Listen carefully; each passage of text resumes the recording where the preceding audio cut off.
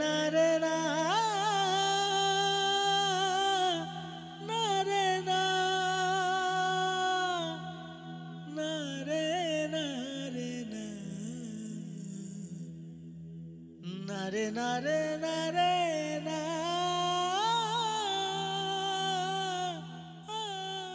মা, তোমাকে যে অপমান করছে মা, তোমাকে যে কষ্ট দিয়েছে, তাকে খুন করে এরকম হাজারটা ফাঁসির দড়িতে ঝুলতেও আমার কোনো কষ্ট নাই। আমি আমি ফাঁসির দড়ি গলায় পরে হাসতে হাসতে মরবো মা, কিন্তু কিন্তু আমি বেঁচে থাকতে আমার মাকে কষ্ট দিবে, এটা আমি সহ্য করতে পারবো না। তাই আমার ফাঁসি হলে হোক, আমার কোনো আফসোস নাই, শুধু একটাই আফসোস, জানো কি মা, তোমার মরণের সময় তোমার সন্তান হয়েও আমি তোমার পাশে থাকতে পারলাম না, তোমাকে একটাবার মা বলে ডাকতে পারলাম না আমি। তুমি আমাকে ক্ষমা করে দিও মা, ক্ষমা করে দিও মা তুমি আমাকে। এই, আপনার সময় শেষ, এখন চলুন।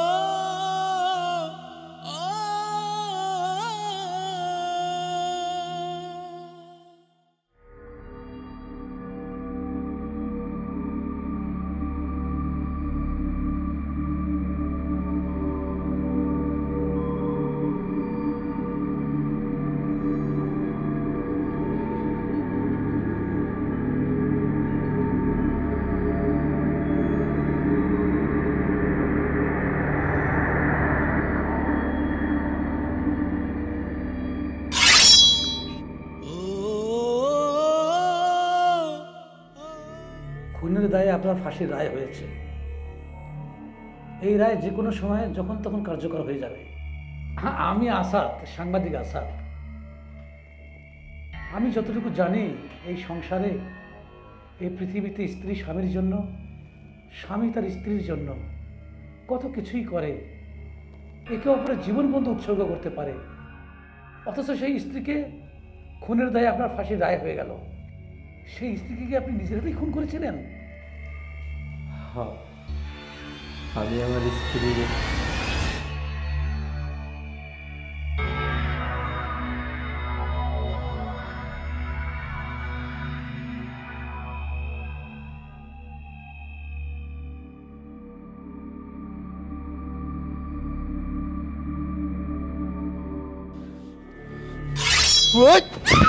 কি সাংঘাতিক! তার মানে আপনার নিজ হাতের স্ত্রীকে খুন করলেন, কিন্তু কেন? হ্যাঁ, আমি নিজ হাতেই খুন করছি। কেন তা জানতে চান? শুনুন।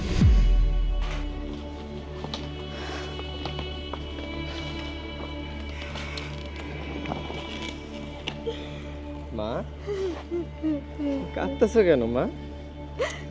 আমি সারা জীবনের জন্য বিদেশ যাইতেছি। আমি তো তোমাদের অভাবের সংসারের অভাব দূর করার জন্যে, তোমাদের মুখে হাসি ফোটানোর জন্য তো বিদেশ যেতেছি মা। আর সেই তোমরাই যদি মন খারাপ করে থাকো, তাহলে কি আমার ভালো লাগবে বলো? আপনার ছেলে তো ঠিকই বলতেছে মা, এই সংসারের সচ্ছলতার জন্য সে তো বিদেশ যাইতেছে।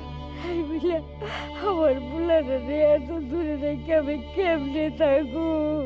হইছে, আর ঢং করতে হইব না।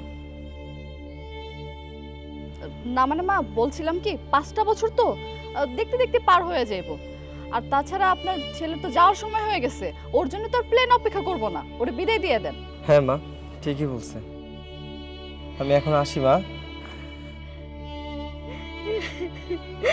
ভালো থাকিস বাবা, শরীরের প্রতি যত্ন নিস, খাওয়া দাওয়া করিস।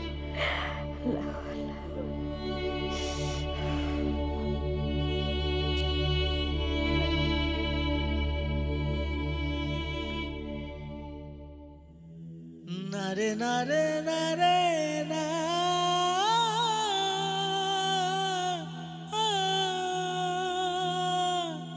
ও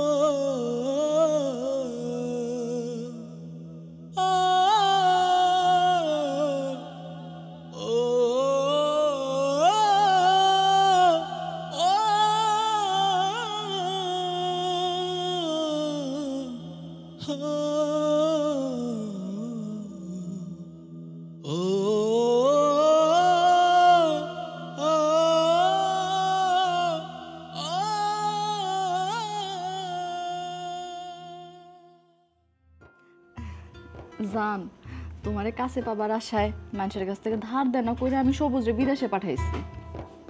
সত্যি আমার প্রতি তোমার ভালোবাসা তুলনা হয় না। মাঝে মাঝে ইচ্ছা করে সারাটা জীবন তোমার বুকের মধ্যে চাপ দিয়ে ধরে রাখি। আরে ধরতেছো না কেন, ধরো, আমি তো তোমার, আর আমার সবকিছু শুধু তোমার। সত্যি হ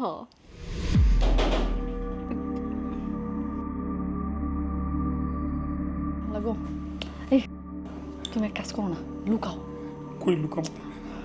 তুমি কিছু একটা কইয়া বিদায় করো।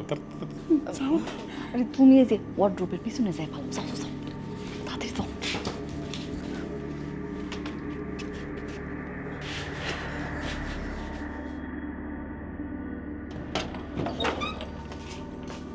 বৌমা, তুমি কার লগে কথা কও?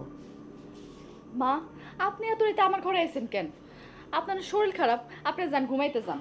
না, আমার মনে হলো যেন তুমি কার লগে কথা কইতাছো, আর ওই কণ্ঠটা পুরুষ মানুষের মতো।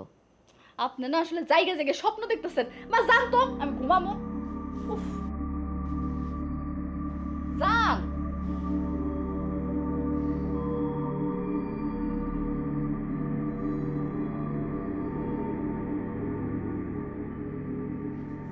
আসো আসো, চলে গেছে, আসো। আহারে জান, আমার জানটা গরমে পুরো ঘাইমে গেছে, কষ্ট হয়েছে অনেক না? তোমার শাশুড়িতে বজ্জাত আছে, এই পুরা কালো কি শয়তানের শয়তান। এইটা রাইব না, গেছে না আবার তারা রয়েছে। আরে চলে গেছে। বসো।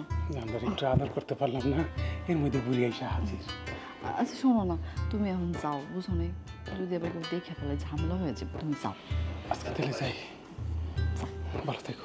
ঠিক আছে। আসো, দরজাটা লাগাই দাও।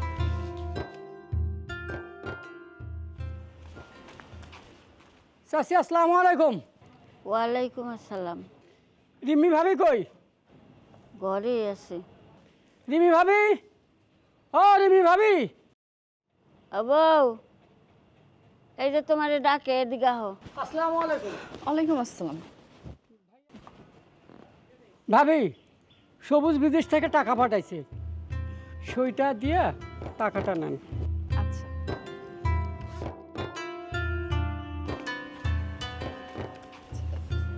কোথায় দেব? জি, এইখানে যাই। এই জায়গাটায়? আচ্ছা।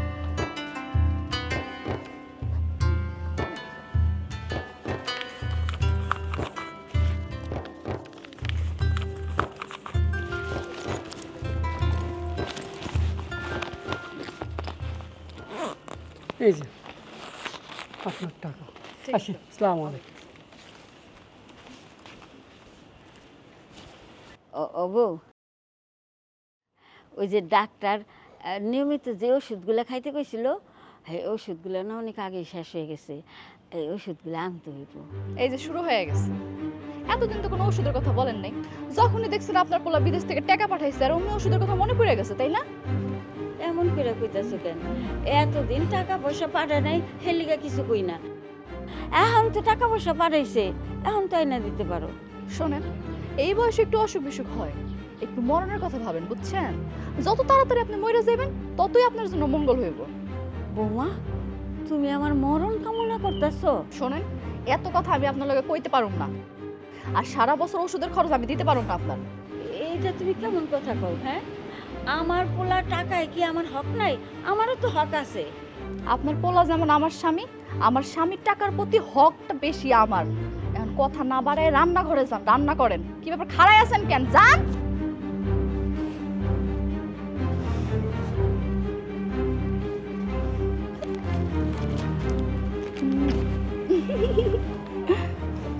মিজাজটাই গরম করে দেয়।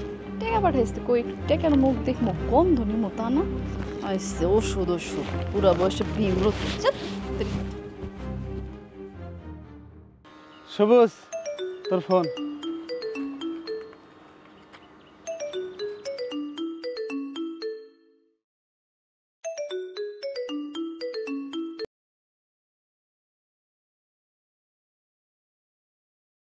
দোস্ত, কেমন আছোস? আমি তো ভালো আছি দোস্ত, কিন্তু আজ যা দেখলাম, দেখে মনটা তো খারাপ হয়ে গেল। আরে দোস্ত, মন খারাপ হইলো কেন? কি এমন দেখছিস তুই? এত কিছু বলতে পারবো না, এতটুকু বলি যে তোর মাকে বলিস তোর বউয়ের প্রতি নজর রাখতে, না হলে তোর বউ কিন্তু আর তোর থাকবে না। আচ্ছা ঠিক আছে।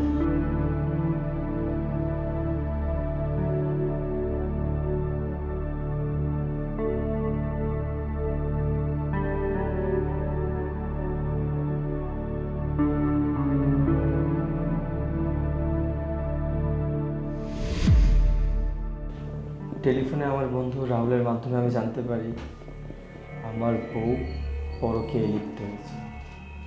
সেদিন আমি কাউকে না জানি সরাসরি দেশে চলে আসি।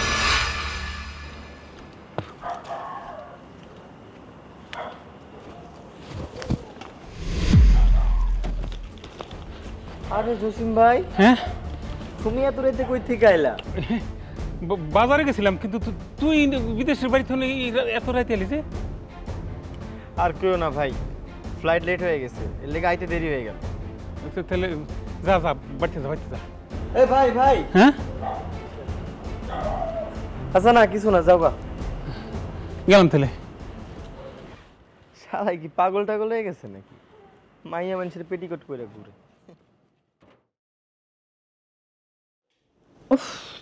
কি গরম লাগতেছে, কারেন্ট এসে ভালোই হয়েছে। যাক, এখন একটু শান্তি লাগতেছে।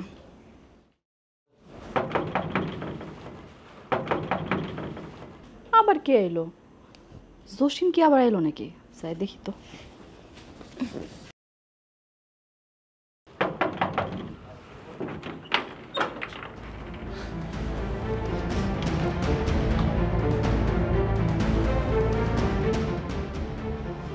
কি তুমি কাউরে কিছু না জানে হঠাৎ করে চলে আসলা যে? কেন তুমি খুশি হও নাই? খুশি হবো না কেন? আমি খুশি হবো না তো কে খুশি হইব? তুমি আমার স্বামী, তোমার কাঁধের উপর মাথা রেখে ঘুমানোর কতদিন আমার ইচ্ছা। কি ব্যাপার তুমি আবার লুঙ্গি পরা শুরু করলা কবে থেকে? আরে কি সব পাগল ছাগলের মতো কইতেছ? আমি লুঙ্গি পরতে যাবো কেন? দেখো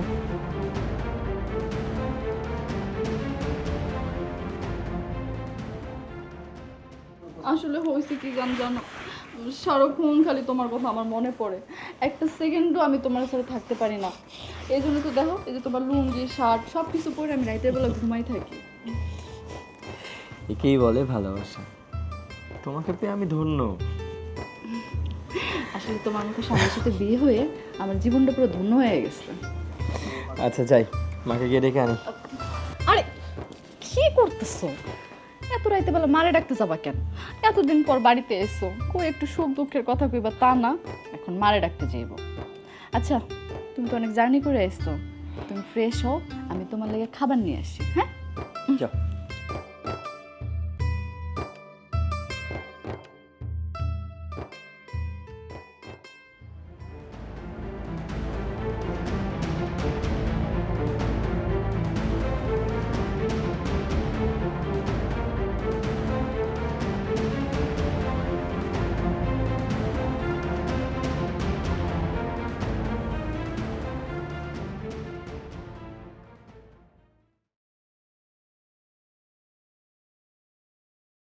কি বউ,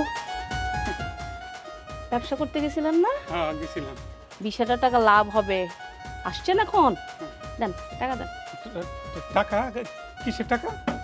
ওমা, আপনি ব্যবসা করতে গেছেন, আপনার না গেলে 20,000 টাকা লস হয়ে যাবে। তো আপনি সারা রাত ব্যবসা করে যে টাকা ইনকাম করছেন না 20,000, সেটা দেন। ও হয়েছে কি, তুমি তো বুঝো নাই। ঘটনা হলো কি, আমি আজকে যে অর্ডার দিয়েছি বাচ্চা, আমি অর্ডার দিয়েছি ছোট ছোট বাচ্চা দিব, ওই বাচ্চা আইনা আমরা লালন পালন করে বড় কইরা তারপর যখন আবার পার্টির কাছে পৌঁছাই দিব তখন 20,000 টাকা লাভ দিব। তাই নাটক? আবার নাটক শুরু? অত কথা আমার বোঝার দরকার নাই। তুমি গেছো ব্যবসা করতে, টাকা আনতে, তুমি আমার টাকা দিবা, আমি টাকা দরকার, টাকা দাও আমাকে। বউ বিশ্বাস করো, আমি সারা রাত পার্টির লোক কথা কই, আমি এখন আমার প্রচন্ড ঘুমাইতেছে। আমি কিসের ঘুম পাইতেছে তোমার আজও?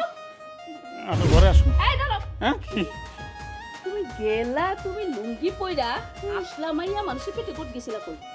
ও কইতেছি খালা, আমি কই গেছি খালা? খালা মানে? আপনি খবর পাই? কে খালা? হ্যাঁ তুই কি পাগল হয়ে গেছস? তুমি তো আমার ছোট খালা, নাটক!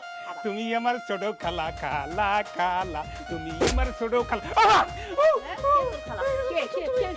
সোজা হবি? সোজা হবি তুই? এ খালা, খালা, কাকি। শুরু করছিস কি নাটক? না। আমার সাথে নাটক? তুই কই গেছিলি আমারে বল এখন, নালে মাথার উপরে বাইরে মতো রে। কইতেছি। হ্যাঁ? খালা হইছে না। খালা না, আবার আপা আবার খালা। আপা হইছে কি, আমি নদীর পাড় দিয়ে হাঁটতেছিলাম। কে তোর আপা? তুই কি পাগল হয়ে গেছস? তাহলে কি করব? আমি তোর নাটক বুঝতেছি, তুই কই গেছিলি দেখ, এখনো সোজা করে বল। কইতাছি নদীর পাড় দিয়ে হাঁটতাছি, একটা ঘন কালো বাঁশঝোপ, অন্ধকার, গুটগুটে অন্ধকার। ওই অন্ধকারের মধ্যে দেখি বাঁশঝোপগুলো একেবারে বাতাসে হুয়াইয়া ফাটাইতেছে, ঠান্ডা বাতাস। হঠাৎ করে দেখি একটা সাদা ধবধবে পরি এসে আমার সামনে দাঁড়াইছে। দাঁড়ায় কয়, এই বৎস দাঁড়া। আমি তো দাঁড়াই গেলাম। কয়, লঙ্গি খোল। আমি কি লঙ্গি খুললে আমার ঋতু যাইব? কয়, না, আমরা এখানে যারা আছি এখানে আমরা সব পরি, মহিলা পরি। এখান দিয়ে যে যায়, এই গভীর রাতে যে যায়, তার লঙ্গি পরে যাইতে দিই না, তার পেটিকোট পরে যাইতে হয়। পেটিকোট পরে যাইতে তাই তোর নায়িকা শিখাইতেছে এগুলো তোরে? তোর নায়িকা কে? চল আমার লগে তোর নায়িকা। তোর নায়িকা আজকে আমি তুই যাস কই? তুই আজকে ঘরে ঢুকবি না, তুই যাস কই? মা, কি রে বাবা, তুই এই গরমের মধ্যে আবার চুলার পরে আসলি কেন? যা ঘরে যাইয়া ফ্যানের নিচে যা। মা, হ্যাঁ তোমার একটা কথা কই। ক। আচ্ছা, আমি বিদেশে যাওয়ার পর এ বাড়িতে কি কোনো পুরুষ মানুষ নেই তো? তোমারে পাইয়া আমি চাঁদ হাতে ধরিয়াছি তো। আরে আম্মা শুনবো তো, এত ছোট কইতাছো কেন? ঘুমায় গেছে তো। এই বুড়ি ঘুমাইলেও কানে শুনতে পারে। তবে কি করি? 1 2 3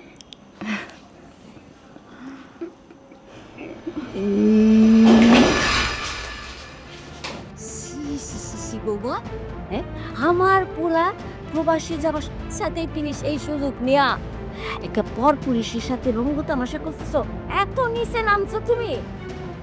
আমার পোলা প্রবাসী মাথার ঘাম পায়ে ফেলতাছে, আর তুমি তোমার দেহের শান্তির জন্য ঘরে পর পুরুষের না রঙ্গলীলা করতেছো। সি বৌমা সি। আরে বুড়ি চুপ! আর একটা বছর আমার নিয়ে বাজে কথা কস না, তাহলে তোর জবান বন্ধ করে দিমু চিরতলের লেগা। টুটিটা ধইরা একটা টিপ মারমু, একেবারে উপর ফ্লাইট লয়ে যাব। আর তোর পোলায় তোর মৃত্যুর কথা শুনে স্টক কইরা বিদেশের গাইতে মধ্যে থাকো। কত মনে ছিল তাই কথাটা। সত্যি এই বুড়ি হিসাব একটু ঠিক মতো টুটিটা টিপা ধরছো, মাইরা ফেলাই না কেন? তুমি মাইরে ফেলে না কেন? দরকার নাই মারামারি, আবার কেস একেবারে পুলিশের জোর ঝামেলা হয়ে যাবো গা। দরকার নাই। শোন, মুদার মধ্যে দগদগ করতেছে, আজকে না থাকি জায়গা। আচ্ছা যাও, আমি এদিকে সামলাইতেছি, দেখে যে ঠিক আছে।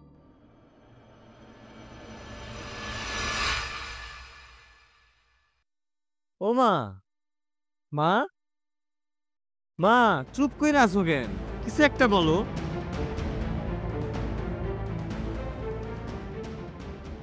ও মা, হ্যাঁ কি ভাবতেছো তুমি? না ভাত পুড়ে গেল, আর আমার প্রশ্নের উত্তর দিতেছো না তুমি।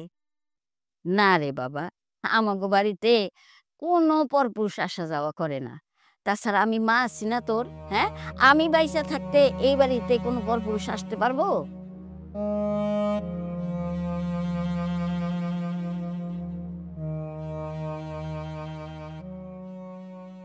কি রে বাপ, তোর না তোর কোম্পানি ছুটি দিল, এমনি আবার ডাইকা পাঠাইলো। তুই না গতকালকে এলি, এমনি আবার যাবি গা? মা, কি করবো আমি বলো? কোম্পানির সব গুরুত্বপূর্ণ কাগজ সব আমার কাছেই থাকে, তাই না গিয়ে কোনো উপায় নাই। ঠিক আছে, তোর যা ভালো মনে হয় তুই তাই কর। আমি কে? আমার লেগে তো কারো মায়া লাগে না। আমি মরে গেলে কি আমার তো দেখতেও আমি না। থাকো মা, আসি। রাখুনি বাবা, ভালো থাক।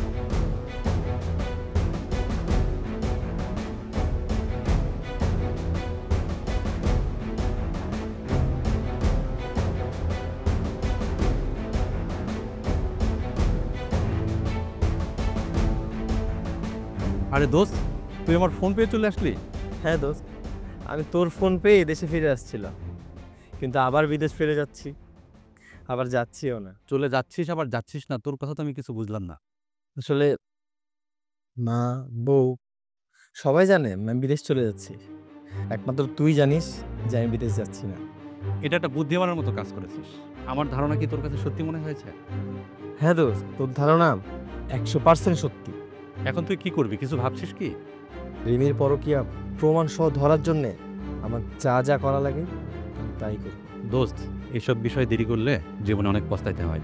বন্ধু, আমার আর পস্তানোর কিচ্ছু নাই, আমার যা হারানোর সবই তো হারিয়ে গেছে। আসলে বিশ্বাস যেখানে হারিয়ে যায় সেখানে আর অন্য কিছু হারানোর ভয় থাকে না। দোস্ত, নারীর প্রতি বিশ্বাস হারিয়ে ফেলছে, তাই আর বিয়ে করতে যাচ্ছি না। যাই হোক দোস্ত, শোন, আমি যে বিদেশ যাচ্ছি না এই কথাটা কিন্তু তোর গোপন রাখতে হবে। আচ্ছা এবার আয় তো, আয় ভেতরে আয়।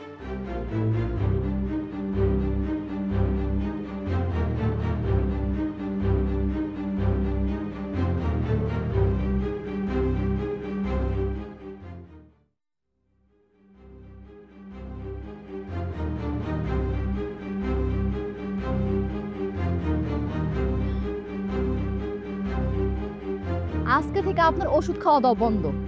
কেন?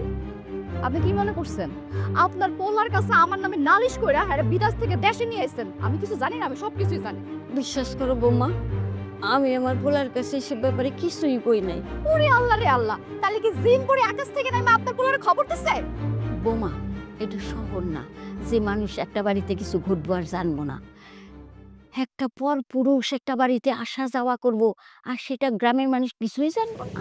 এই মহিলা, তুই যতই যুক্তি দেখাসটা কেন, আমি তোর কোনো কথা বিশ্বাস করি না। তা করবা কেন? বিশ্বাসের মানে তুমি বোঝো? হ্যাঁ, আমার ছেলে তোমারে বিশ্বাস করে বাড়িতে রেখা প্রবাস জীবন কাটাইতেছে, আর তুমি কি করতেছো? একটা পর পুরুষ নিয়ে ঘরের ভিতরে। সি সি সি সি সি, এই কথা কইতে আমার ঘৃণা লাগতেছে। তোর ঘৃণায় আমার কোনো যায় আসে না। জসিম এই বাড়িতে আইবো আর প্রতিদিনই আইবো। বৌমা, তুমি যেই পাপের রাস্তায় পা দিছো, জানি না সেই রাস্তা থেকে ফিরাইতে পারবা কিনা। তো আমার একটা ভুল হয়ে গেছে। আমি আমার ছেলের পছন্দের মেয়েরে বিয়া না করাইয়া আমার পছন্দের মেয়েরে বিয়া করাইছি। আমার ছেলের জীবনে যা ঘটে যাইতেছে, এই ভুলের খেসারত আমার জীবন দিয়া না দিতে হয়। আই ফালতু মহিলা, তোর এইসব ফালতু কথা শোনার আমার সময় নেই। তুই যদি আমার জসিম নিয়ে আর একটা বার উল্টাপাল্টা কথা বলছিস না, তাহলে আমার থেকে খারাপ কেউ হইব না। তো সব ঝামেলা আসে।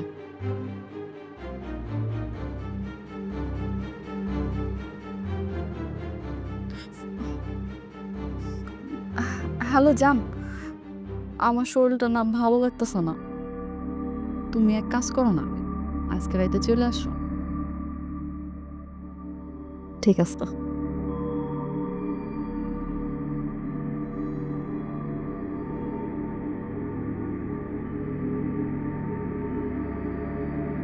আমি পয়সা থাকতে আর কোনো অপকর্ম এই বাড়িতে হইতে দেব না।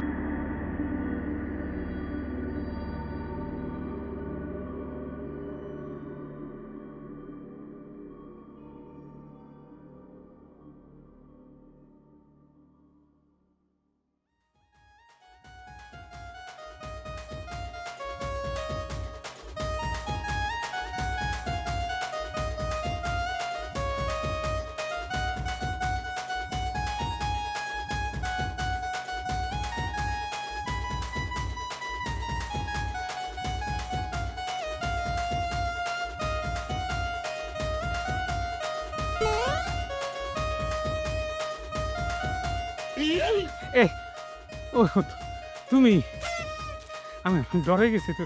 তুমি না ঘুমিয়ে গেছো? ঘুমাইছিলাম ঠিকই, কি ব্যাপার সেন্টেল লাগায়া এত সাইজা গুইজা নায়ক সাজা কই যাইতেছো তুমি এত রাত্রেবেলা? তোমার তো বলা হয় নাই। আমি আমি দেখি কি তুমি ঘুমিয়ে গেছো, এই লেগে আমি বেরিয়ে গেছি। ঘটনা হচ্ছে কি, ওই যে সুমনরা অপেক্ষা করতেছে, পাঠিয়েছে বাজারে। ওই যে পোলট্রি মুরগি আনি না আমরা, ওই পোলট্রি মুরগি পাঠিয়েছে। এখন আমার যাওয়ানি লাগবো। তাই সারাদিন তোমার ব্যবসার খবর নাই, রাত হলে তোমার ব্যবসা শুরু হয়ে যায়। এত ব্যবসা তোমার করণ লাগবো না। চলো এখন ঘুমাতে যাবো, রুমে চলো। দিনের বেলা যা ব্যবসা করে দিনে করবা। লক্ষ্মী শোনা পাগলামি করে না, আমার কথা বোঝার চেষ্টা করো।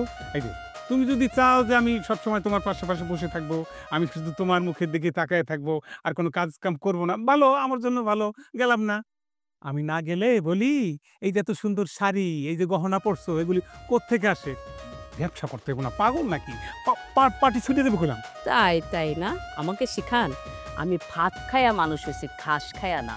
তোমার যত ব্যবসা আছে যা করবা দিনের বেলায় হবে, রাতের বেলা কোনো কথা চলবে না। তুমি এখন রুমে যাবা, এখন ঘুমাবা, তোমার ব্যবসার আলাপ সকালে হবে। আচ্ছা, আমি যদি না যাই তাইলে এই পার্টি যদি ছুটে যায় কমপক্ষে 20,000 টাকা লস হয়ে, এই লসটা তুমি পোষাইতে পারবা? হ্যাঁ, সংসার চলবো কি দেয়? সংসার চলবো। আচ্ছা ঠিক আছে, কথা কইলে বুঝবা না, না বললে তুমি থাকো করে তোমার। তুমি যাবে না, খবরদার। তুমি গেছো না, আসো আজকে বাসায়, তারপরে দেখতেছি। আমি এখান থেকে সরুম না আজকে সারাদিন।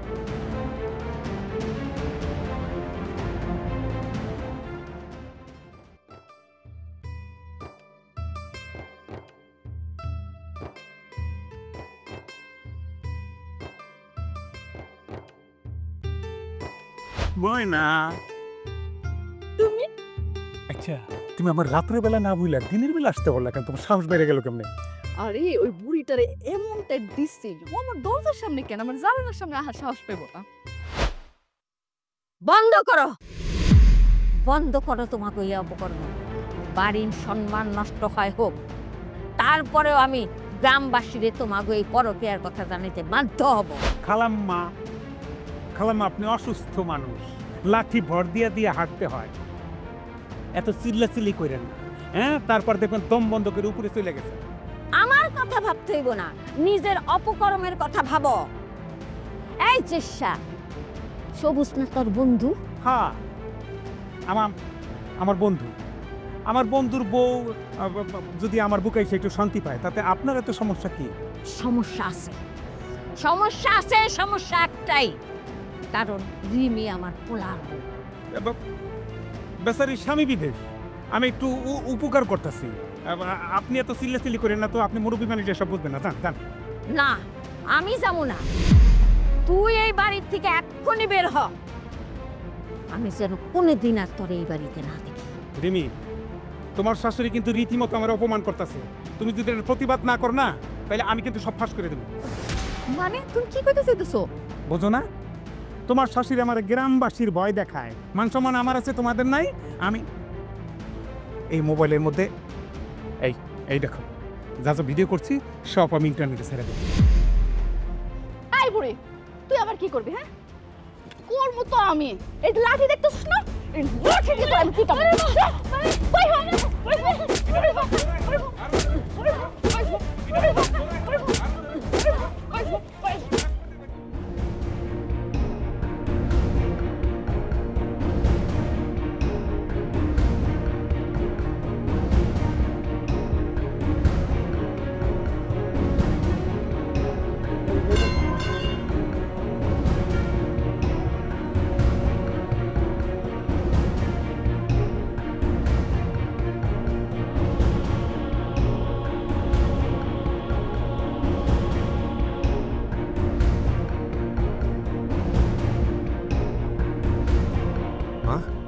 শেষ পর্যন্ত নষ্ট মেয়ে তোমার গায়ে হাত তুলছে।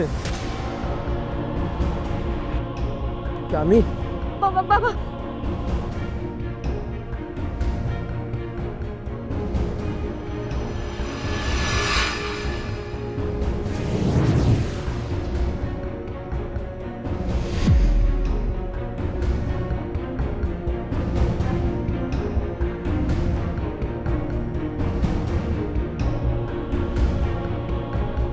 বাবা কথা শুন বাবা।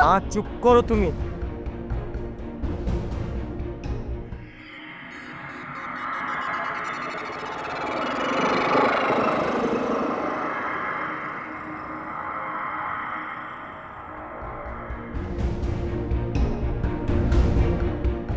জসিম ভাই, নষ্টা মেয়ের পাল্লায় পরে তুমিও নষ্ট হয়ে গেলা।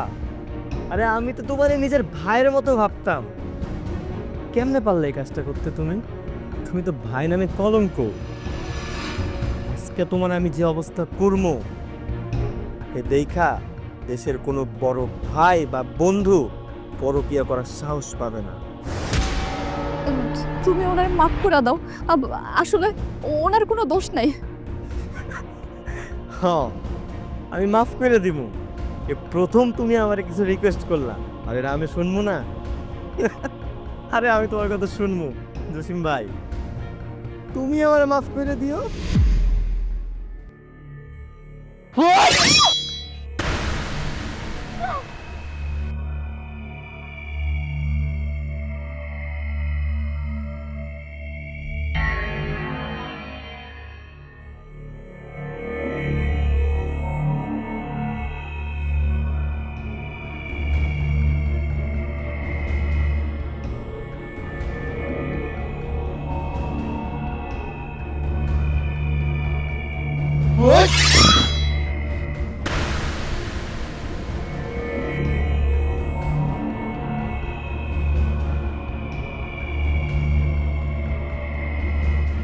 মাফ করে দিছি রিমি, তো করে মাফ করে দিছি। মিস্টার সবুজ, আপনাদের মতো প্রবাসীরা নিজের পরিবারকে ভালো রাখার জন্য বিদেশে কতই না কষ্ট করেন, অথচ কতিপয় গৃহিণীর কারণে এই সমাজে কি নির্মম ঘটনাই না ঘটে। আপনার এই ঘটনা নিয়ে আমি একটা প্রতিবেদন লিখব, অনলাইনে, মিডিয়ায়, সর্বত্র নিয়ে প্রচার করব এবং সেখানে একটি বার্তাই দেব আমি, সচেতন হন, পরকীয়াকে না বলুন। এই যে আপনার সময় শেষ। ও